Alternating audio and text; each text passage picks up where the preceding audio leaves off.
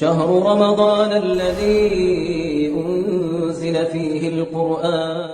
അൽഹംദുലില്ലാ വസല്ലല്ലാഹു വസല്ലമ അലാ നബിയ്യിന മുഹമ്മദ് വഅലാ ആലിഹി വസഹാബത്തിഹി അജ്മഈൻ അമ്മാ ബഅദ്. പ്രിയപ്പെട്ടവരെ, പരിശുദ്ധ റമളാൻ നമ്മൾക്ക് വലിയ സന്തോഷം നൽകി നമ്മൾ റമളാനിനെ പൂർണ്ണമായും ഉൾക്കൊണ്ട് മുന്നോട്ട് പോയിക്കൊണ്ടിരിക്കുകയാണ്. അബൂ ഹംസ അനസ് ഇബ്നു മാലിക് റളിയല്ലാഹു അൻഹുവിൽ നിന്ന് നബി സല്ലല്ലാഹു അലൈഹി വസല്ലമയിൽ നിന്ന് അവിടുന്ന് ഉദ്ധരിക്കുന്ന ഇമാം ബുഖാരിയും മുസ്ലിമും എല്ലാം റിവായത്ത് ചെയ്തിട്ടുള്ള വളരെ സുപ്രസിദ്ധമായ ഒരു നബിവചനമാണ് ഇന്ന് ശ്രദ്ധയിൽപ്പെടുത്തുന്നത്.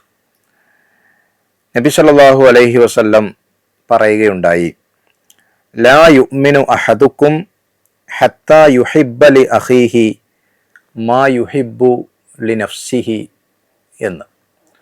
വളരെ സവിശേഷമായ ഒരു നബിവചനമാണിത്.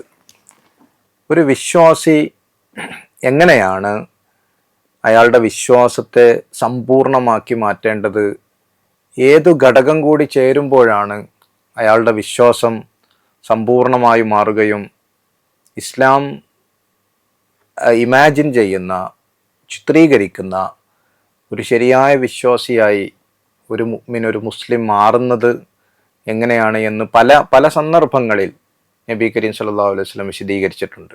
ഇവിടെ നമ്മളുടെ ഒക്കെ മനസ്സിൽ, ജീവിതത്തിൽ ഉണ്ടാവേണ്ട ഒരു വലിയ തത്വമാണ് ഈ ഹദീസിലൂടെ പഠിപ്പിക്കുന്നത്.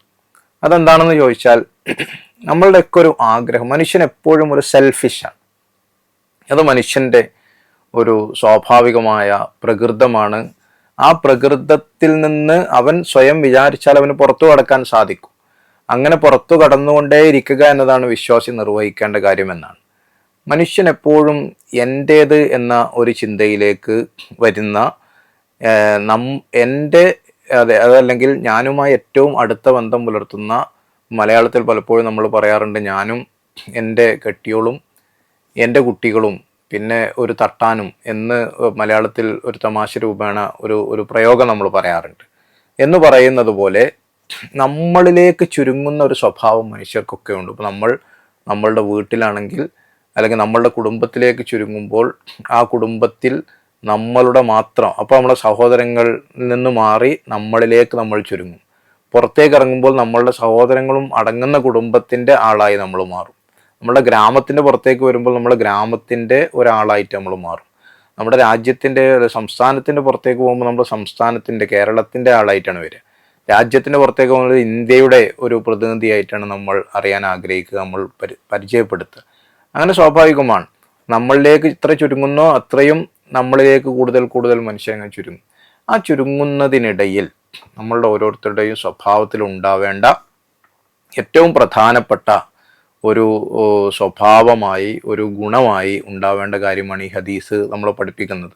ഒരു വിശ്വാസി, ലാ യുഅ്മിനു അഹദുക്കും, ഒരാളും വിശ്വാസത്തിൻ്റെ സമ്പൂർണതയിലേക്ക് വരികയില്ല, ഹത്താ യുഹിബ്ബ ലി അഖീഹി മാ യുഹിബ്ബു ലി നഫ്സിഹി, തൻ്റെ ജീവിതത്തിൽ ഉണ്ടാകണം എന്ന് ആഗ്രഹിക്കുന്ന, തൻ്റെ ജീവിതത്തിൽ ഉണ്ടാവണം എന്ന് പ്രതീക്ഷിക്കുന്ന, തനിക്ക് ഏറ്റവും ഇഷ്ടമുള്ള ഒരു കാര്യം തൻ്റെ സഹോദരൻ, തൻ്റെ ചുറ്റുഭാഗങ്ങളിലുള്ളവർ, തൻ്റെ കൂടെ ജീവിക്കുന്നവർ, തൻ്റെ കൂടെ ജോലി ചെയ്യുന്നവർ, തൻ്റെ കൂടെ സഹവസിക്കുന്നവർ, അവർക്കൊക്കെ ഉണ്ടാകണം എന്നാഗ്രഹിക്കുന്ന വിശാലമായ മനസ്സിൻ്റെ ഉടമയായി മാറാതെ ഒരാളും വിശ്വാസത്തിൻ്റെ സമ്പൂർണതയിലേക്ക് വരികയില്ല എന്നാണ്.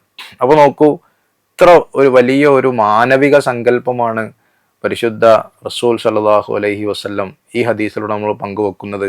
ഇതിൻ്റെ ഒരു അടിസ്ഥാനം ഇതാണ്. എല്ലാവർക്കും നല്ലത് വരണം എന്ന് ചിന്തിക്കുന്ന, എല്ലാവരും, സമ്പത്തിൻ്റെ കാര്യം എടുക്കുക, നമുക്ക് കുറേ സമ്പത്തുണ്ടാകണമെന്ന് ആഗ്രഹിക്കുന്നതിന് തെറ്റില്ല.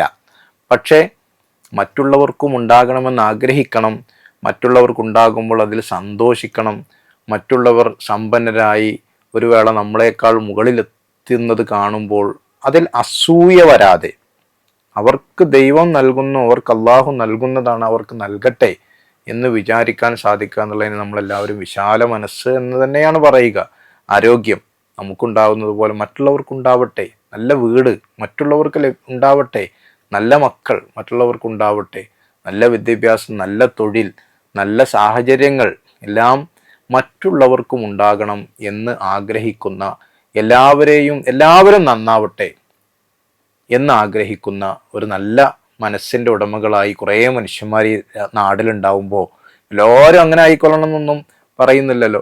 മുഅ്മിനായ ആൾ അങ്ങനെ ആവണം എന്നാണ്. അപ്പം അങ്ങനത്തെ കുറേ നല്ല മനുഷ്യന്മാർ നാട്ടിലുണ്ടാവുമ്പോൾ സ്വാഭാവികമായി നാടും മനുഷ്യരുമൊക്കെ ഒരു നല്ല പരിസരം സൃഷ്ടിക്കപ്പെടും അത്തരം മനുഷ്യരെ കൊണ്ട് എന്നതാണ് ഇസ്ലാമിൻ്റെ കാഴ്ചപ്പാട്.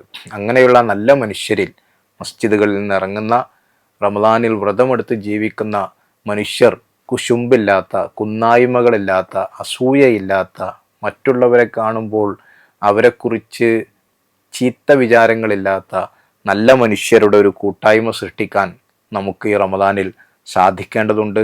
നമ്മുടെ ആരാധനകൾ നമ്മൾ അതിനാണ് പ്രേരിപ്പിച്ചുകൊണ്ടേയിരിക്കേണ്ടത്. അള്ളാഹു നമ്മെ അനുഗ്രഹിക്കുമാറാകട്ടെ.